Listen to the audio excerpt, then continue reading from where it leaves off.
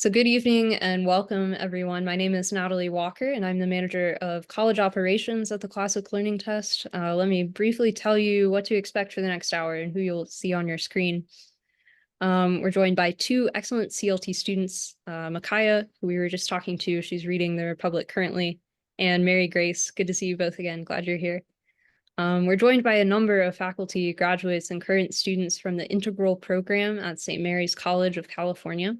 I wish I had time to introduce everyone individually and thoroughly, but you'll hear from them over the course of the evening in the context of Plato. But to you all, please feel free to introduce yourselves in the chat.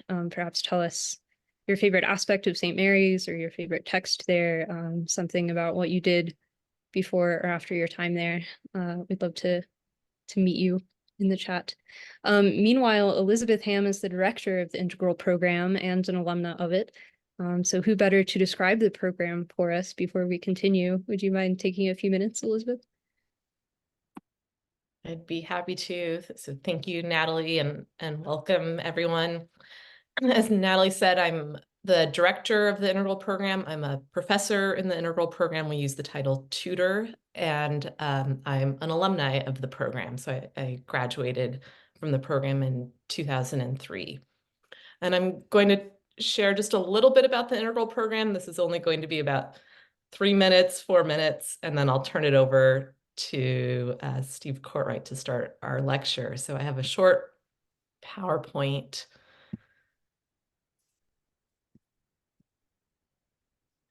Okay, so the Integral Program of Liberal Arts is it works like a major at St. Mary's College. For those of you who aren't familiar with St. Mary's is a small private liberal arts school, Catholic institution in the San Francisco Bay Area. So we're located in Moraga, California. The undergrad population is about 2,000 students, and Moraga is sort of nestled in the hills. It's a really beautiful, very green campus. And the Integral program is, I think, just a gem, a really special program, a very special major at St. Mary's. And I think of it as a program that is student driven. So it really is your questions, your ideas, and your education in this program. So I'll say just a few things that I want you all to know about the Integral program. All of our classes are built around discussion. So there are no lectures, no exams, no textbooks. The students are always the ones who are the agents of their education. This is a picture from one of our lab classes. And we have an incredible reading list. Students read the text assigned to them carefully. It's always primary sources before class, and we always learn together in dialogue. So the material is very challenging, but the classroom is very supportive. Let's see if I can, there we go. So as I said, all of our readings are primary sources. The program works chronologically, and we study important thinkers that have shaped the world and the traditions that we live in today. So the first year students in their seminars are Homer's Iliad and Odyssey is one of the first texts that students read in the Integral program. And it works chronologically. So by the time students are seniors, they're reading Tolstoy and Einstein and kind of just working through that history of ideas in a chronological sense and in a way where the classes are integrated and speak to each other. So that's where the name of the program, Integral program, comes from. Okay, let's see. Oops, went too fast. There we go. So this is our curriculum. The Integral program is made up of seminars, mathematics tutorials, language tutorials, laboratories, and a music tutorial. So students are taking all of these classes, usually 4 classes at a time. Some semesters it's 3 classes. And that first year, as a first-year student, students are reading a lot of Greek texts. They're reading Plato's Republic, and as I said, Homer and Greek drama. And in the mathematics tutorial, they're studying Euclid and working through geometry. We're gonna have a great lecture right now where we're talking about philosophical ideas and geometric ideas. And they're also learning Greek. So the classes all fit together, and material that is being discussed in one class often comes up in another class. And the faculty teach across the program. So my background is history of science, but I strive to teach as many different integral courses as I can. And it puts me in a position to learn alongside my students and make really amazing connections between texts. And there are also opportunities for further exploration. So students can, while majoring in the integral program, they can do a minor, sometimes a double major, or take other classes, because the integral program is within St. Mary's College. So all of the traditional majors that are at St. Mary's College, those classes and those minors are available to students. So let's see, I think one last slide. Though before I end, I'll highlight one other thing, which is that we have a lot of scholarships available. So we have a very active alumni network. We're supported by outside foundations, and there are a lot of people and foundations and alumni who have donated to make scholarships available to this program. And I think it really speaks to the type of education that we have, that so many are invested to make this education possible to any student who wants it. So we work very hard to reduce the cost of college and make it affordable for our students to earn a degree from the integral program. So this is my email address. You can also find me just by Googling the integral program at St. Mary's College, but I'd be happy to answer questions or hop on a Zoom chat with someone. So please do feel free to reach out. And with that, I will hand it back over to Natalie. Thank you so much. Yes, I'm so excited to see the St. Mary's community here tonight at work on a text together, and first to hear from a very thoughtful reader. So we'll be treated to a lecture from Steve Cortright, a tutor at St. Mary's. He was 2017 St. Mary's Professor of the Year, and he is another alumnus of the integral program. So you might be noticing a theme that people are eager to return to St. Mary's, and I'm sure we'll get a glimpse of why this evening. So Mr. Cortright, thank you for being here. The screen is yours. Thank you.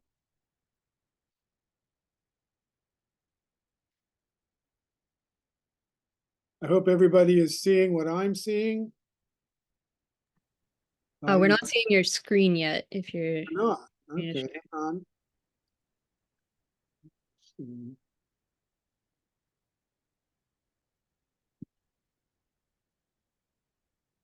That's a philosophical question. How can we see what you see? Okay, here we go.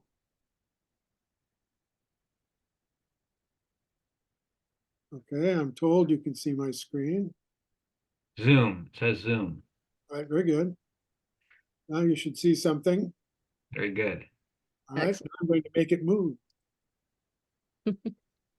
Now you should see a black background and a lot of text. Actually, we're seeing your presenter view that is sort of prompting you about what's next.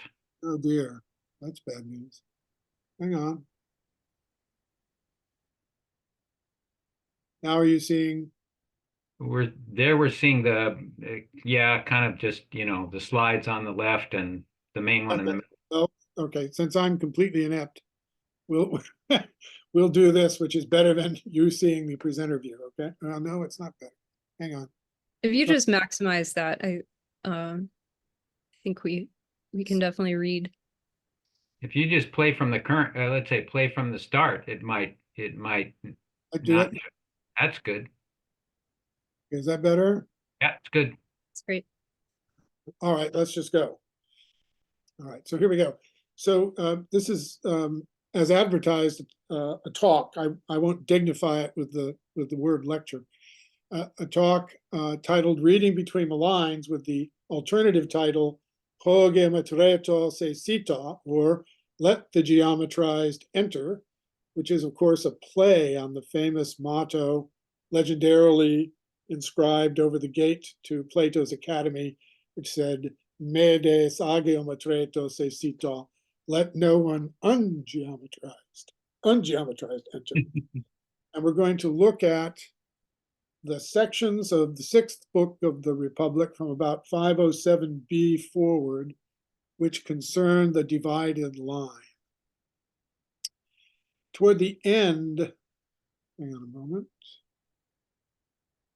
Toward the end of Book 6 of Plato's Republic, Socrates and Plato's brother Glaucon complete one phase of a very long inquiry aimed at establishing the character and education of guardians, a class of citizens who should be able to translate the just Citian speech traced in Republic books 1 through 4 into a just Citian fact demanded by Glaucon and Socrates' other young interlocutors in Book 5. Toward the end of Book 6, the argument establishes that guardians must not only know and love things that are just and fair or noble, in Greek takala, but must be able to account for why such things are good. Hence, they must know the good itself.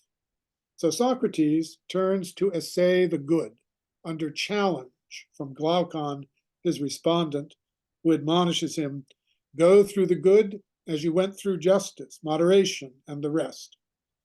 The inquiry goes quickly deep, and Glaucon finds himself over his head. Perhaps we do too. I'm going to begin a part 1 on elements of Socrates' approach from Republic 507b and following. The translation is mine, although I'm deeply indebted to Alan Bloom. I've made some changes according to my fitful insights. The Greek in brackets are either terms which are difficult to translate or places where my colleagues who also know Greek, they want to call me out for straying from a literal translation. I'm going to talk about what Socrates says because we have to follow the argument in order to get to the nub, which I'll describe in a moment. So the first thing is to note is that Socrates begins at 507b after some repartee with Glaucon by catechizing him. That is, by laying out the agreements, the propositions which, according to Socrates, they'll have to share in order to continue their conversation. And so he says, we both affirm that there are and distinguish by speech many fair things, polakala, many good things, polagatha, and each sort likewise, such as just things, presumably, and useful things. And we also affirm that there is a fair itself, autokalon, a good itself, and so on for all the things that we set down as many. Moreover, we recognize in each case what is, according to the one look, the idea or idea of each, as being one. And we affirm that the many are seen, but not intellected, while conversely, the looks, the ideas, are intellected, but not seen. And Glaucon, one may note from the Greek, entirely agrees. That's entirely so, pantapasi, in every way so.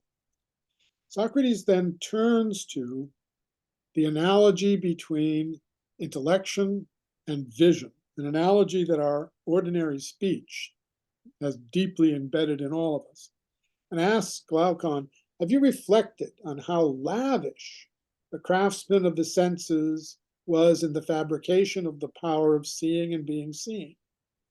For sight, being in the eyes, and its possessor making to use it with a colored object present, yet should a third kind, fitted to this very occasion, not accompany it, you know that sight will see nothing, and the colors will be obscure. Glaucon asks, what sort of thing are you talking about? And Socrates, of course, names it for him. It's the thing you call light.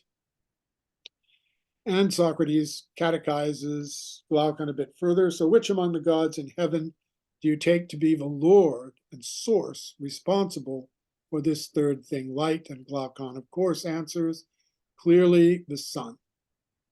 And Socrates then continues. Doesn't sight then stand naturally to the god in this way? Neither sight itself, nor that which in sight comes to be, what we call the eye, is the sun. Yet, as it seems to me, the eye is the most sun-respondent, or more literally, most sun-formed, helioedestaton, of the organs dedicated to the senses. And doesn't the eye gain the capability, dianomen, it possesses from the overflow, as it were, of the sun's store? And isn't it also the case that the sun is not sight, but, being the cause of sight, is seen by sight itself? And now Socrates makes a leap. And incidentally, when he makes leaps, I make the text leap, so hence the large type. This, then, it behooves me to say that the sun is the offspring of the good, which the good brought forth according to a proportion with itself. Just as the good is in the intelligible region with respect to intellect and what is intellected, so is the sun in the visible region with respect to sight and what is seen. And Glaucon is taken aback. How's that? Take it farther for me.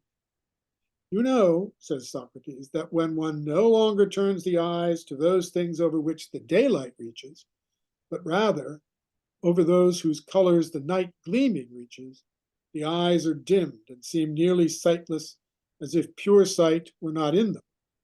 But things the sun illuminates, the eyes see clearly, and sight appears to be then in these self-same eyes.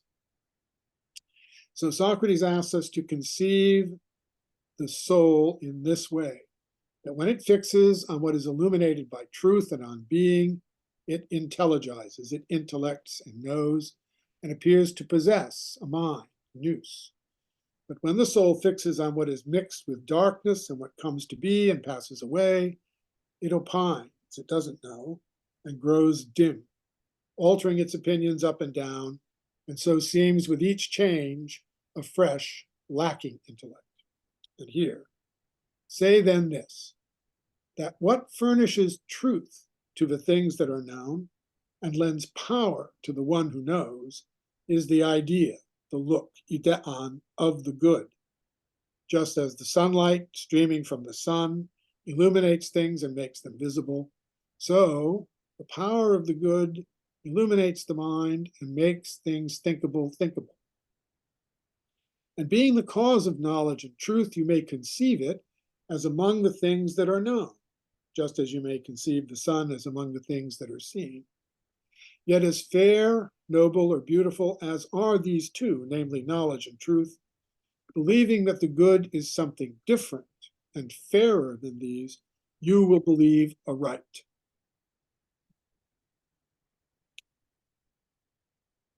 So Glaucon says, well, it must be the case then that you're thinking of something other than pleasure. He's making a little joke. Socrates hushes him, but asks him to contemplate the image of the good still farther in the following way.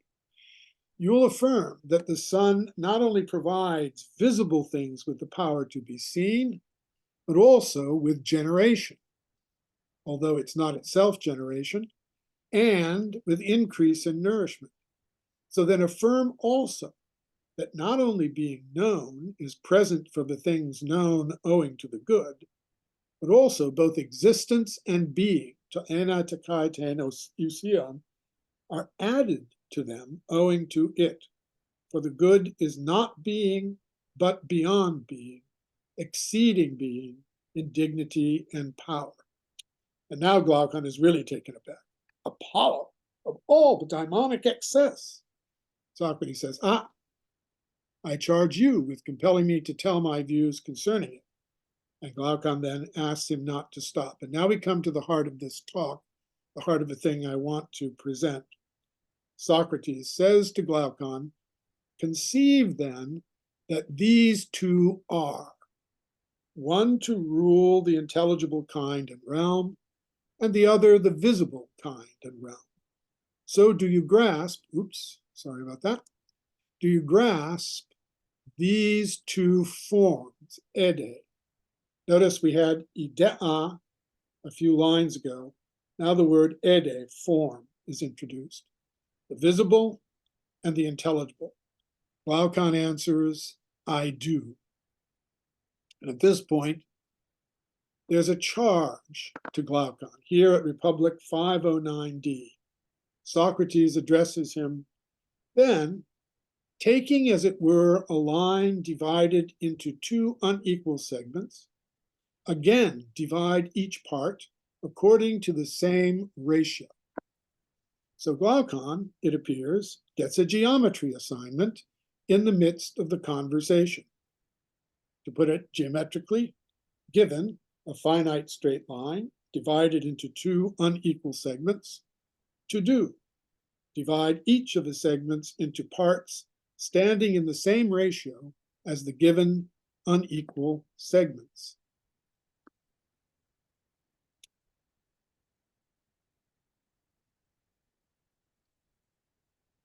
Oops, hang on, here we go. Now, from 509D to 510A, about 5 lines, Socrates carries on dilating at more or less breakneck pace. He notes that the given unequal segments stand in one for the kind or family of visibles, toto to horemenu genus, one for the kind or family of intelligibles, toto noomenu, again understood genus, and among the former, by dint of comparative clarity and obscurity within the family of visibles, Socrates assures Glaucon, quote, for you, images will be one segment in the visible region. I mean, first, images as shadows, then appearances in water and in compact, smooth, bright things and everything of that sort. And now, at 510a, he interrupts his exposition to interject katanoes, if you katanoes, a compound verb, kata with noeo, if you are considering closely or following closely in thought. And Glaucon responds, ala katano, but I am following closely. In effect, Socrates, are you with me? Glaucon, with you.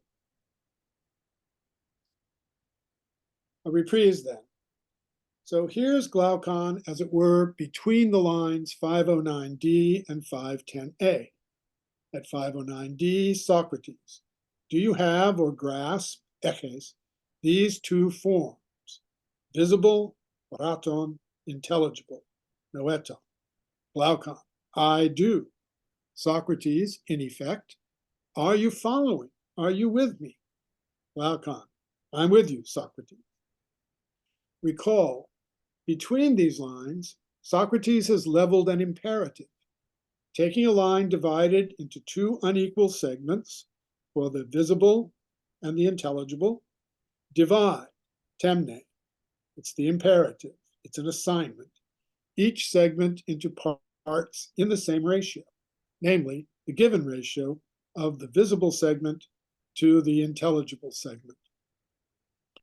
Assuming that Glaucon is geometrized, and so far a quadrivial liberal artist, what work that, making, he made known to himself, and knowing, he made for himself, for such are the liberal arts and such is liberal artistry, may or must Glaucon have accomplished between the lines.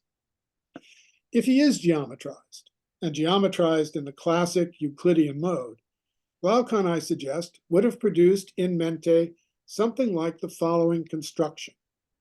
And since, as St. Thomas reminds us, to be educated means, among other things, to grasp the knowable in its intrinsic evidence, we need not suppose that whatever Glaucon achieved, he achieved through protracted effort.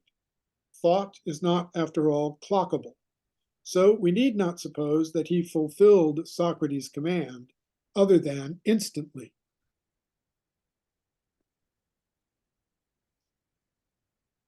Then cut each segment in the same ratio. How would one accomplish that Euclideanly? Well, if you're given the line AB, cut unequally at C, so that B, C, and CA are unequal segments, then you must bisect the line, say at O, and with distance OA or OB, construct the circle ALBO. Excuse me. Then from point C, erect a perpendicular to intersect the circle at L, connect LA, connect LB, and by Euclid 1:8, you will have constructed ALB, a right-angled triangle with its right angle at L. If then from the point of division C, you drop a parallel line CN parallel to AL, and again from C, drop a parallel line CM parallel to LB, and if from the points M and N, we drop perpendiculars MP and NQ, you will, by Euclid Proposition 6, Book 8, Proposition 8, Book 6, sorry about that. Proposition 8, Book 6, you will have created right-angled triangles ALB, ALC, CLA, CNB, CMA, all similar to ALB and thus to one another. And similar triangles are such that the sides that subtend their equal angles, similar triangles are such that they have corresponding angles all equal, and are such that the sides that subtend stand across from those equal angles, which are in this diagram labeled beta and alpha. The right angles are left unlabeled, beta and alpha. Those sides will be proportional one to another, so that we can easily construct a proof to show that as BC is to CA, so is BQ to QC, so also is CP to PA. The proof, incidentally, looks something like that when it's laid out in gory detail, and I'll provide the proof to anyone and everyone who wants one.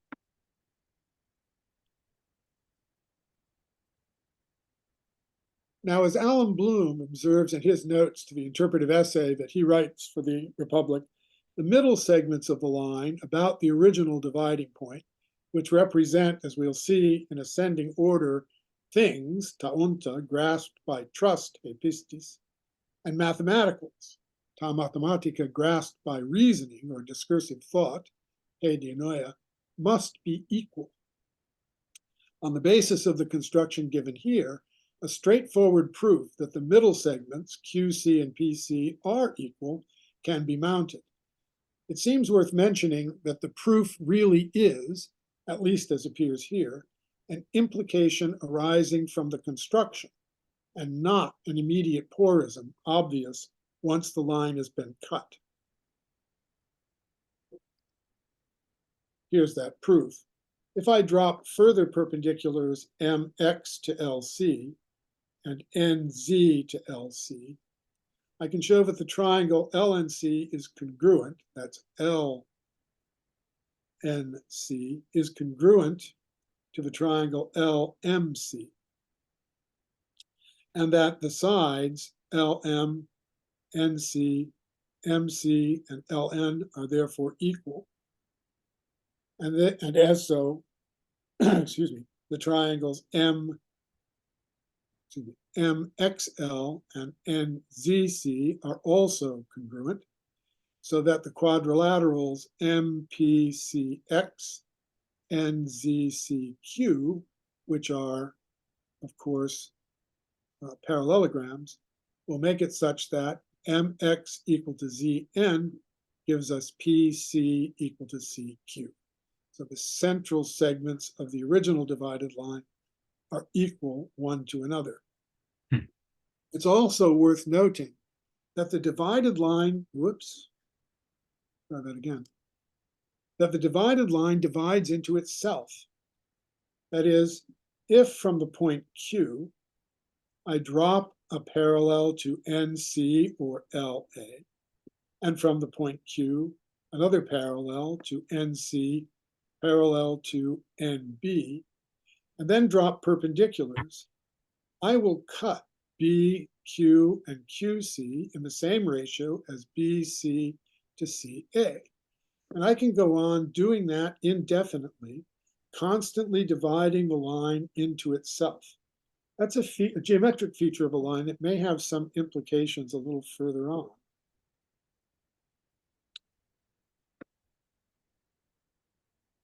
So now, continuing interpretation. All of this that we've just talked about takes place between lines 509D and 510A. That is, it's in Glaucon's head, if I'm right.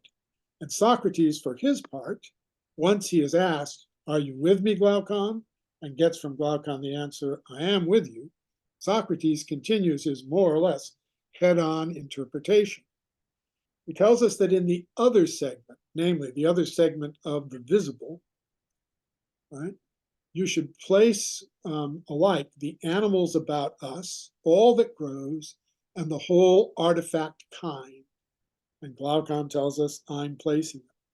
Socrates then says, would you be willing also to affirm, in view of truth and untruth, as the opinable, the doxaston, is distinguished with respect to the knowable, the gnoston, so the likeness is distinguished with respect to that to which it is likened? Glaucon answers, I surely would. That gives us the visible sections of the line. So at 510b, Socrates turns to the segment of the intelligible, and in what way it must be cut. He says, in this way. In one part, says Socrates, a soul, using as images the things that were previously imitated, is necessitated to inquire from hypotheses or assumptions, making its way not to a starting point, an arche, a principle, but to an end, while in the other, which essays an extra hypothetical starting point, setting out from hypothesis and without the images concerned in that other part, by means of forms themselves, the soul makes the inquiry through them, through the forms, to which Glaucon responds, I think for us and with us, I don't sufficiently comprehend the things you are saying. So Socrates continues, I suppose you know that those concerned with geometry, for example, Glaucon, who just divided a line, and with calculations and practitioners of such like occupations, are those who suppose, as things known, the odd and the even, the geometric figures, the three forms of angles, and other kindred of these according to each way of inquiry. They make these same things hypotheses, and never a further account to themselves or others concerning them do they find worthy to give, as if they, the hypotheses, were evident to all. But from them, again the hypotheses, orchestrating what remains, they make their way consistently through to the thought that they were pursuing. And don't you know that they work through the visible forms, that is, they make instrumental use of them, and devise arguments involving them, not thinking about them, the visible forms, but about those others to which they are like. They make arguments for the sake of the square, the diagonal, and not for the sake of what they draw, and likewise for the rest. And these things that they shape and draw, of which there are shadows and images in water, they use in turn as images, seeking to see those very things that one can see in no other way than in thought. Glaucon agrees.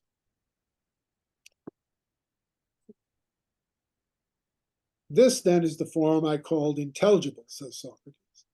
But the soul, compelled, makes shift with hypotheses for its investigation, not proceeding again to a beginning, being unable to step out above the hypotheses. Rather, it uses as images those very things of which images are made by the things here below, in contrast to which they have been reckoned clear and are honored. And Glaucon at last, the light bulb goes off. I gather that you are speaking of the things that fall under geometry and the arts kindred to them.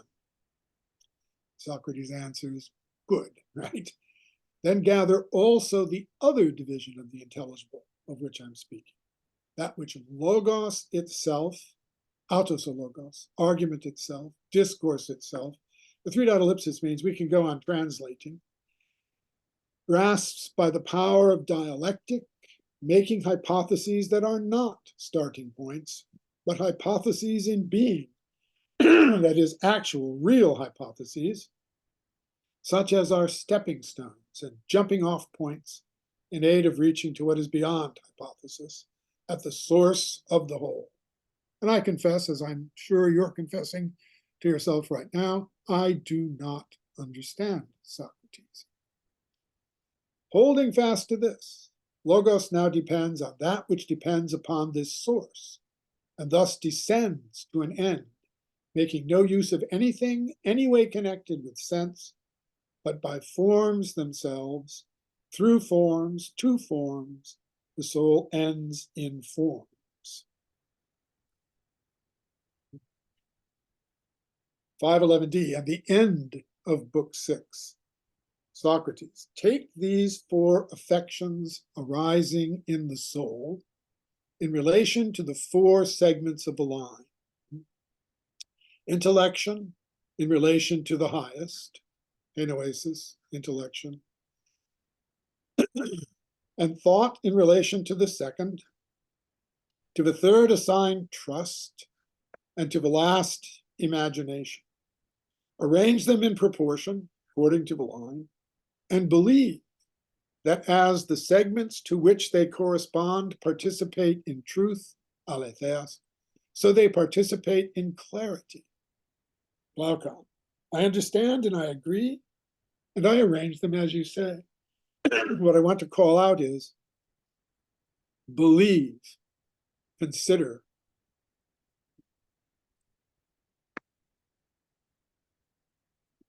That's the end of Book 6. Here's a couple queries. Among many that might be posed, I might add, about 509d, Socrates asks Glaucon, do you grasp, do you have, do you get these two forms, the visible and the intelligible?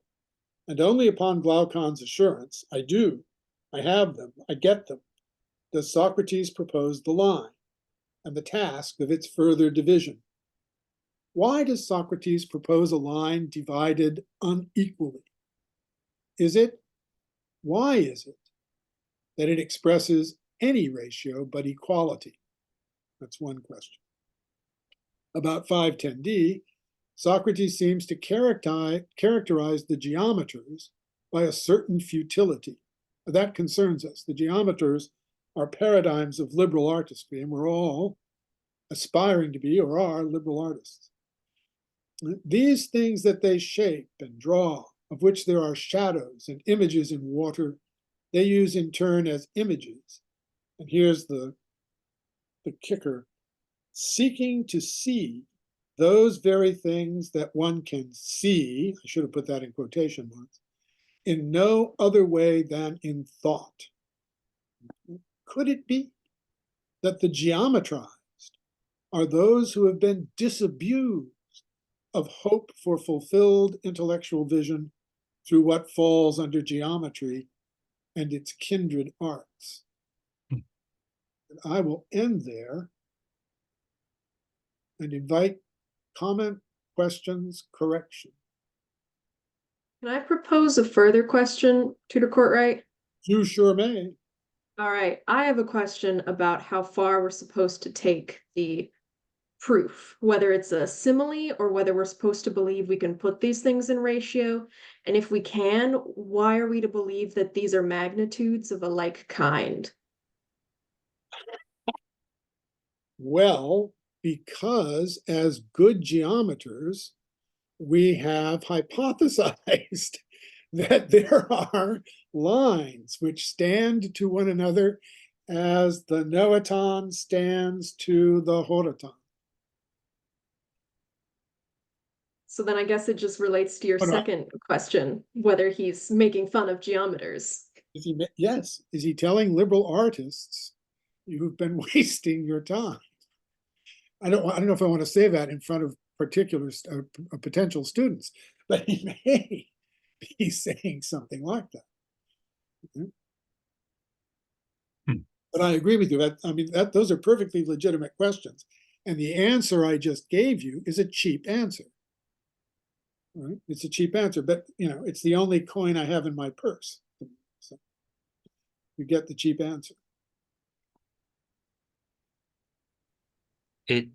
Maybe I'm wrong, but I think he kind of sets the realm of hypothesis only in the lower part of the divided line, in the first two sections of imagination and belief.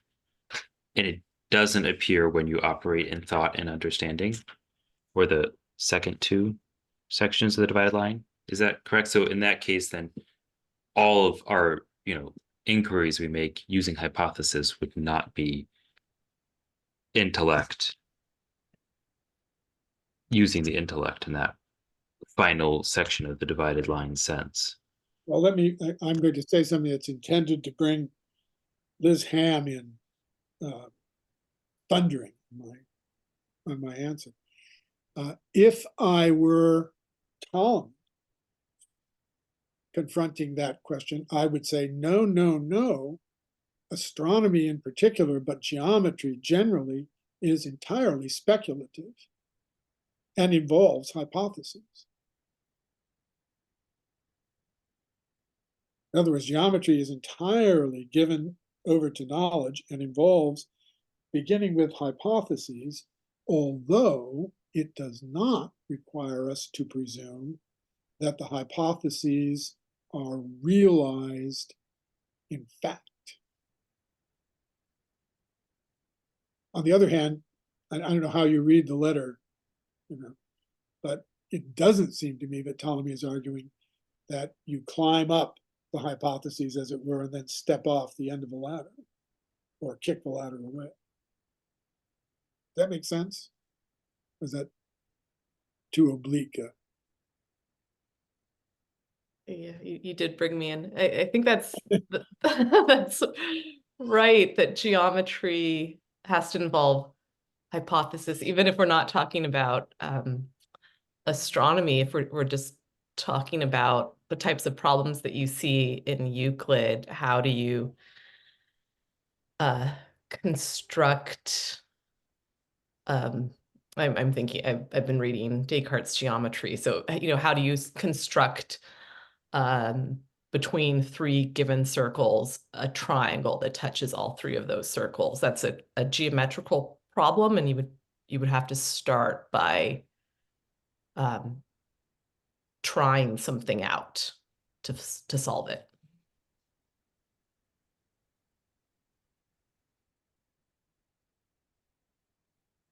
Right, but is that the same thing as the thing that Socrates accuses the geometers of, which is laying down starting points and then refusing ever to revisit them? I didn't get the impression he was accusing anybody of anything. My assumption, maybe it was incorrect, is that he says we know how geometry works. You start out with, the definitions and all that kind of stuff, and they sound kind of obvious, right? A point is that which has no part, or whatever. You can discuss that. But you never question those things. And then you proceed to use those to build the universe, right? To make all kinds of, discover all kinds of things about, right angle triangles and the ratio of the sides and all that sort of thing. And then, and I didn't get the impression that he was using that as a criticism, but just talking about maybe what I would call deductive reasoning versus what he said, it sounded to me like he was saying that going from those things and looking at those things and thinking about those things is where we get into inductive reasoning to get on the right side of that line, or the upper part of that line the way you drew it. Here's what I took to be accusatory, and maybe I didn't underscore it enough. When he says, seeking to see through their use of hypothetical reasoning in the images taken from things here below, what can only be seen in thought. Seems to me there he's accusing them of a kind of mispresion, geometers. A kind of what? Mispresion, a taking what doesn't really, an owning what doesn't really belong to them. I see David shaking his head either in assent or dissent. I'm not sure which. You're muted, David. I'm shaking my head in wonder because I'm trying to figure these things out. So I'm going to try to bring this down to earth, and I'm not going to try to hide my ignorance. I'll just display it in all its gory reality, which is what I want to understand is, he says the idea of the good is to the intelligible as the sun is to the sensible. So we see, when we're trying to understand what things are, when we try to understand the essence of something, we always see what things are in light of the idea of the good. And I feel like if I'm talking about that on a, and so there's things, there's actual beings and their images, and then there's forms, the ideas of things, and then what he calls the mathemata, which is something perhaps you can explain to me. I don't know exactly what that is, but if I have something that's a circular, here's my ring, something which is a circular, it's a real thing, but it's not, it's a circle, but it's not a perfect circle, right? But it's a real thing, and I can have a mirror that creates an image of that, right? But for me to see this as a circle, I already have to have some vision of what the idea of a circle is. I have to have some understanding of what the idea or the essence of a circle is.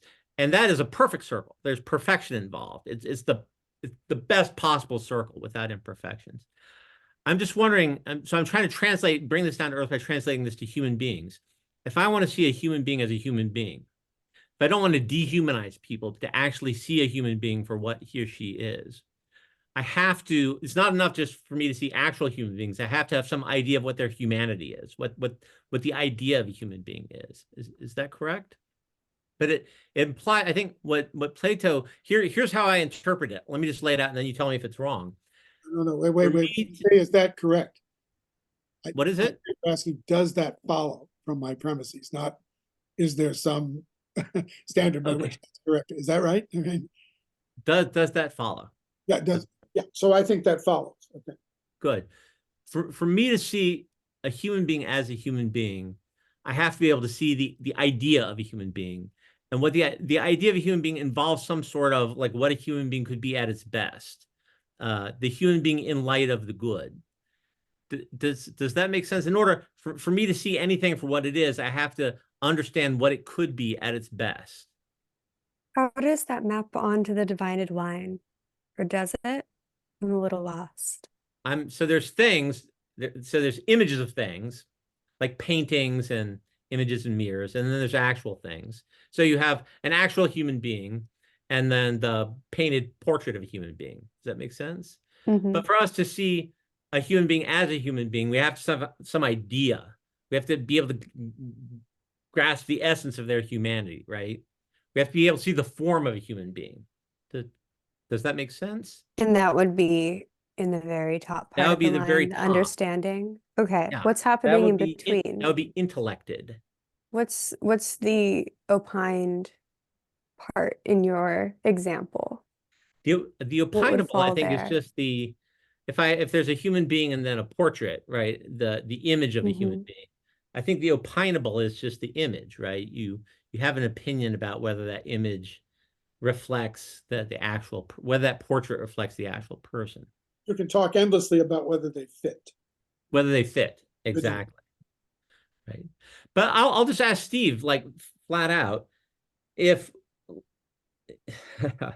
what you said, there's the images at the bottom, and then the actual things, and then at the top there's the forms, the ideas. Yeah. What is the equivalent in the intelligible realm of the images? You use the word tamathemata, the mathematical, but what would that be? Is that, yeah, what would that be? The debate over what Plato means by tamathematica, but I will say tamathematica are those aspects of the human being which, as Socrates says, I can intuit as I can grasp not as ide, but as idea, as looks, as what is one among the many. In other words, abstractions. If I'm an Aristotelian, abstractions. If I'm Plato, looks. So I want to draw a distinction in the text and in this discussion between idea, ideas, which are looks, which involve the knower, and ide, which are causes, and which are, in that respect, analogous to the good being the cause of causes. So I would say tamathematica are the ide, are the idea, which permit me to extract myself at a cost, incidentally, which we can come to, which permit me to extract myself from that conversation in which we're constantly asking whether the image and the thing fit. If I go to the board and we're doing geometry, I'm trying to talk about triangles and the definition of a triangle. If I draw a triangle on the board, or I imagine a triangle in my mind, it's always some particular triangle. It's scalene, or it's equilateral, or it's isosceles, etc. Right. But if I have the definition of a triangle, say the set of points between the 2 points, that's not anything in particular. So my understanding of the abstractions was, say, any particular triangle that I imagine would be a schema, shall we say, of the essence, the definition. Sure. Would be a figure, and thus a kind of image. A kind of image. Can I ask this? I've been curious about this for decades. We'll put it that way. When Plato's trying to understand what a polis is, I think the logic of his argument seems to imply that to understand what a political community is, you have to understand what a political community what the ideal would be, what the ethos is. When he describes the city in speech, right? When he says we're going to have a society divided into 3 with the guardians and the et cetera, that is that a description of the form, or is he just offering us a mathemata, an abstraction, a kind of an image of the ideal, but not a direct intuition of the ideal itself?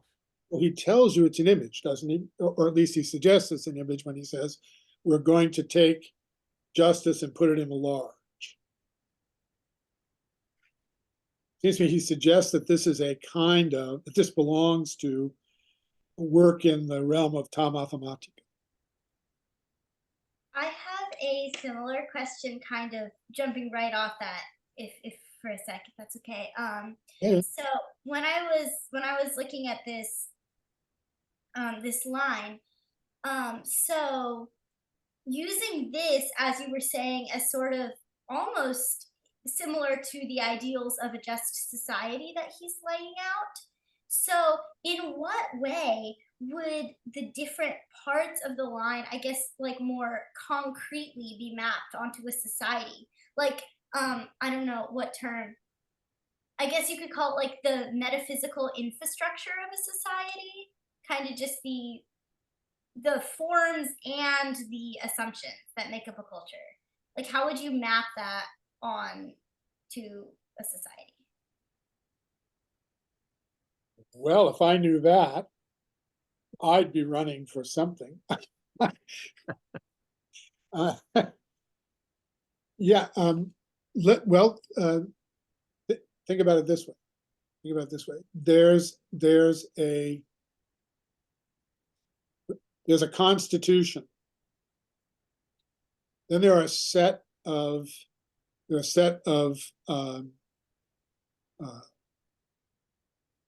concrete laws, statutes. Then there's actual conduct, custom. Right? And then there's, I'm now taking a reef from David's sail. Then there's the end in view, that according to which the partnership that is the society is constituted. And you would say, okay, so those stand to one another roughly like the segments of the line, because the actual concrete customs are intended to be rectified by the statutes, which are intended to instantiate the Constitution, which is aimed at something like political felicity or something like that. So you could argue that. Right? Now, here's my problem. I was going to raise this as an objection with, or as a question with David, not an objection really. But what I've just described puts way up here, the top, something like the possible. But clearly Plato thinks that up there is the actual. Is this super duper actual? The superlatively actual, not the possible. Right? So in trying to explicate the line in that fashion, I wind up subverting it. That makes sense to me. If we move from a city to, say, a college, an institution of higher learning or something, there's an actual one, say St. Mary's College. Below that, there's the idea, the image that we have of ourselves, which is clearly can line up or not line up with the actuality. The products of the Office of Communications. Exactly, the PR. But the college itself is aiming after to imitate, shall we say, the idea of a university, right, or the idea of a college. And so I can see how it just makes sense to say that the actual real thing, say, the actual circle or the actual human being is merely a derivative or secondary compared to the ideal form, which it's aiming at or trying to be. I wanted to point out another place that we might look for Micaiah's question in book 6. So in 501b, Socrates is describing the activity of the legislature guardians. And I wasn't sure if you were thinking of this moment, David, when you were describing like understanding another human being in terms of the good. But he's describing the guardians as starting with an outline of a shape of the regime and then filling it in. And he's doing a lot of looking around, drawing a picture. And the looking around seems to be looking at all 4 areas on the line. So he's trying to shape the human being through law. So he's producing this kind of portrait of a human, and he's looking frequently in both directions. So he's sort of centered on the line, I guess, in our image, looking toward the just, fair, moderate by nature, again, toward what is actually in human beings, mixing, blending, and then producing the image of a man, taking hints from Homer. So definitely from images. It's not your map of the city, Micaiah, but it is relating the activity of the line to the activity of sort of legislating or something. Can I reinforce why I find Micaiah's question so good? I just want to add to it because I think it's so lovely. I think the divided line is supposed to be an image of the kind of knowledge someone would have to be a philosopher king and make the possible city an actual city. And the funny thing to me is that the picture seems to make it very hard for someone of this kind to actually be a practical leader. If knowledge is restricted to the realm of thought and understanding, how is it that knowledge of that stuff, if it's wholly distinct from belief and imagination, how is that stuff going to help us actually do calculations better about the particulars? It seems like he's going to say, you have to know the form of the good in order to do these lower things, but it's hard to see on this picture, on this static picture, how knowledge of the form of the good will be able to inform us about practical matters. That's why I think, or this is not an answer, but it's a kind of gesture in the direction of where I'd like to go if I could find it. That's why I think the line is divisible into itself. In other words, actually, I'm thinking less about republicative than I am about philebus. But it seems to me that what the line does is say, even in the realm of the derivative, the purely derivative, that is images, there's a distinction between real images, imagistic images, and defective images, images of images. So that the sets of relations that motivate the line also motivate every section of the line, or can be made to motivate every section of the line. The Aristotelian side of me says, this is Plato longing for and not having the notion of active potency, in which everything potent is in some sense an act, and everything which is an act is also in some sense potential. But, and so I put it that way, that's where the divisibility of a line into itself might open up a way of exposition that would resolve your conundrum. So can you say how on that picture the philosopher king could use their knowledge of the form of the good to say make good laws or something? You would say, so there is in the actual practice of the state a kind of good which is purely particular, peculiar to the state, and which has, in relation to the other activity, in relation to all the activity around it, the value or the weight of a cause and a final cause and form, which then can be explicated.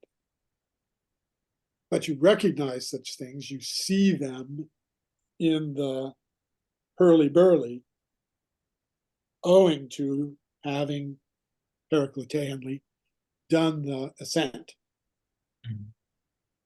I just wonder how we're going to do the comparison of the image with the original.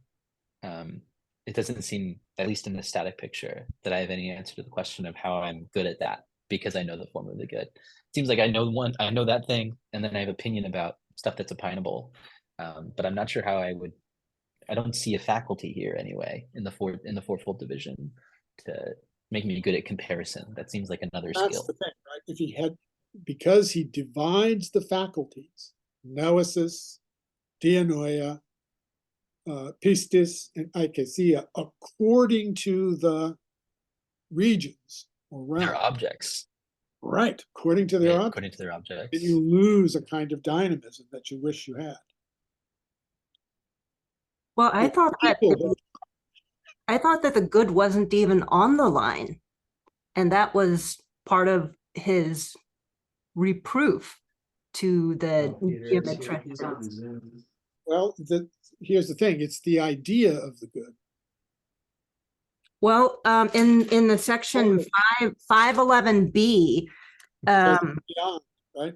yeah, he talks about the unhypothetical first principle of everything, and that was part of the reproof of the geometricians. True enough, which is ekena, right? Beyond. Yep, that's true. But at the same time, it's described as the idea of the good. Now that might be subjective. That is, that might be the form of a faculty, but it's also called an ede. It's also called an eidos.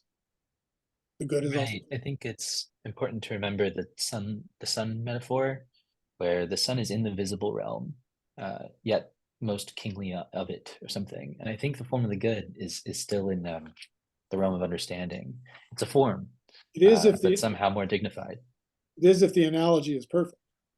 Right. If yeah, it depends on how far you want to press it. But I think minimally it has to share that feature with the sun. All the Neoplatonists disagree with you, but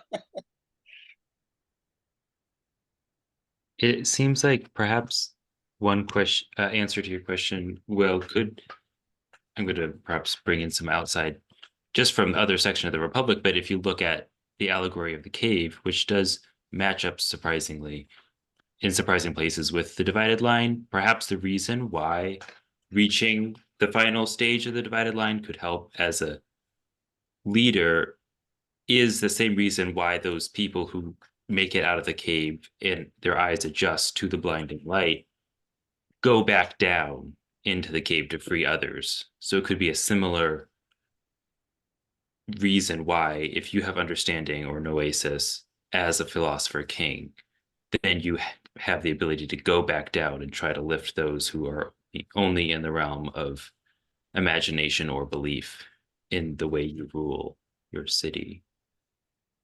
It's good because they're picked, right? Part of what makes people good guardians is that they love the city, and that's part of what makes them apt for selection. But I think even in the cave, right, we have people are forced both up and down. So it seems like there's this weird, I mean, it's even philia, right? Even friendly love for their compatriots isn't enough to bring people with contact to the form of the good. Ultimately have to be shoved back down at like 40 or 50, right? To come down and deal with the city stuff for a while, and then they can leave and go back up where they'd like to be instead. But I don't know what to make of that. It goes back to the very first. The only person whom you want to rule is someone who's compelled to do so.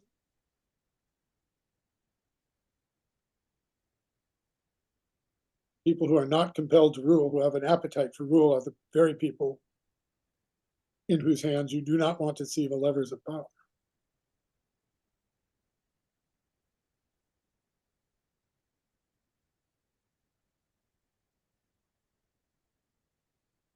Christina, we can't hear you. Christina, Christina, you're muted. Or, well, you don't show as muted. Yeah, not muted, but otherwise impaired.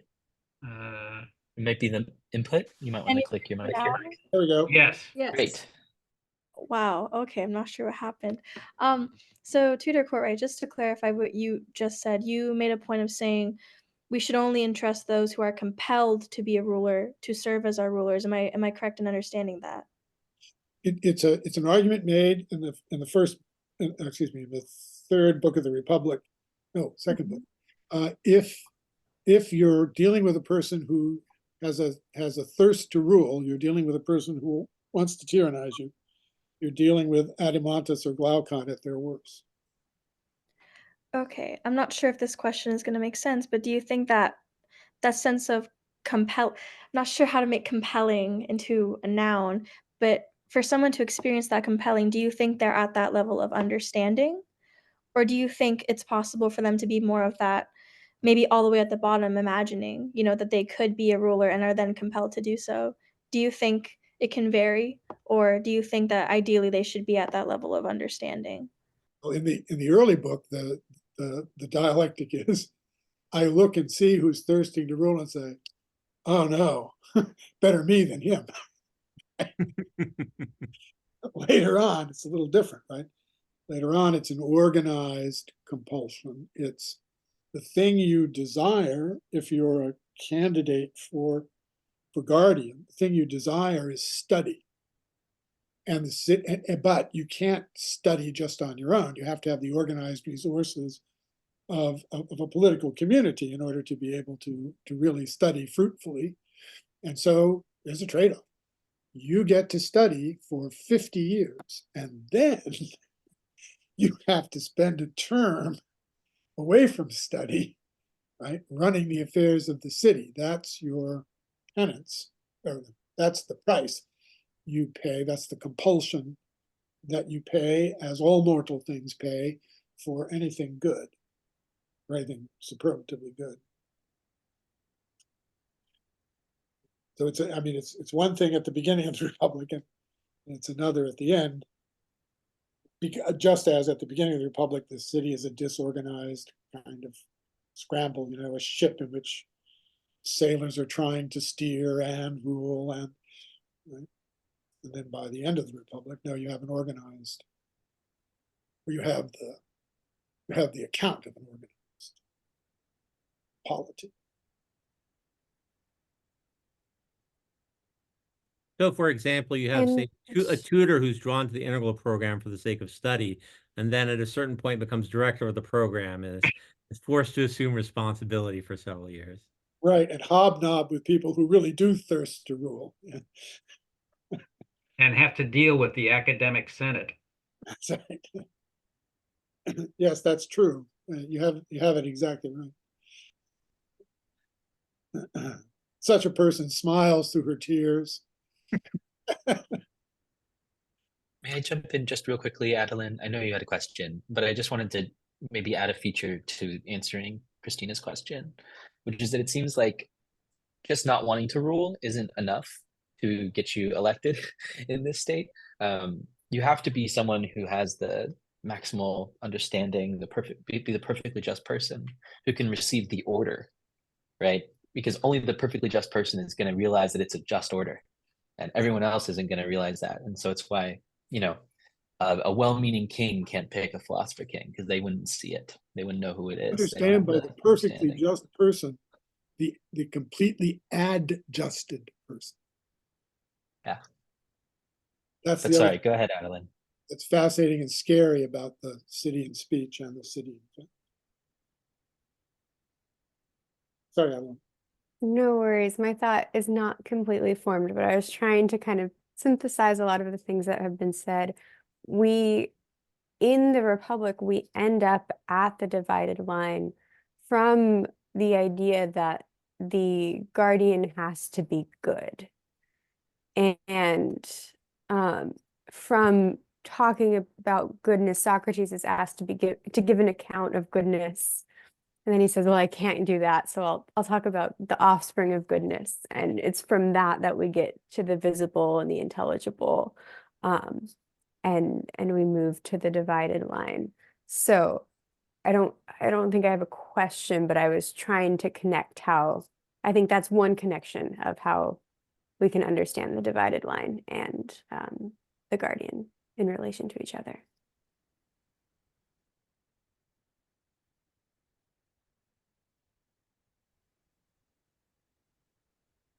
So he says at some point, we have to understand that the good gave birth to the Son, and in a certain proportion to itself. And so that's his justification. That's the theoretical account of why he constructs the line and why he constructs it the way he does. And how does that make us any better than geometers?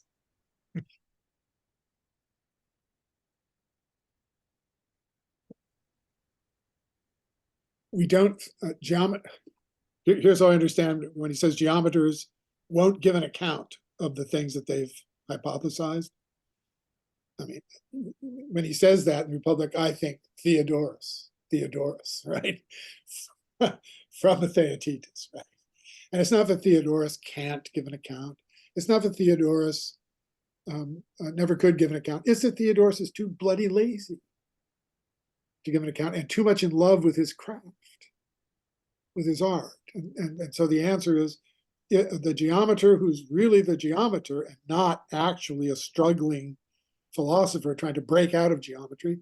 The geometer who's really a geometer is the guy who's not touched by the good, or rather, who accepts a substitute good or a substitute noesis, namely the pleasures of and beauties of geometry. He does refer to the soul being compelled a lot when he talks about the upper levels of the line. Right. So the geometricians are compelled to use hypotheses. It just can never be a geometric proposition namely things equal to the same thing are equal to each other.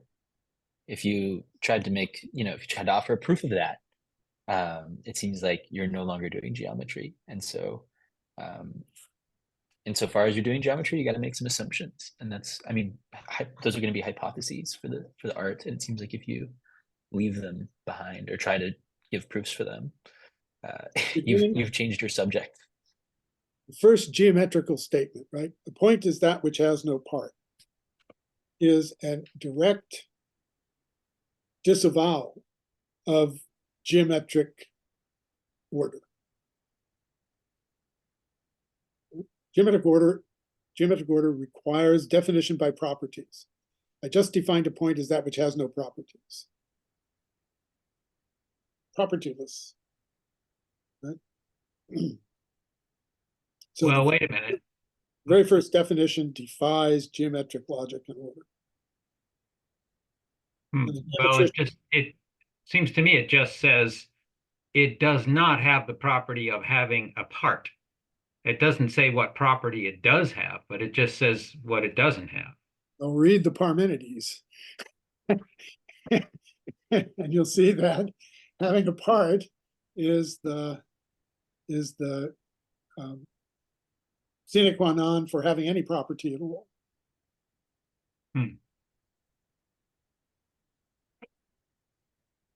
That's why I read it anyway. Well, there's no good place to end the conversation. So which is why you should join the integral program. Then exactly, a perfect segue.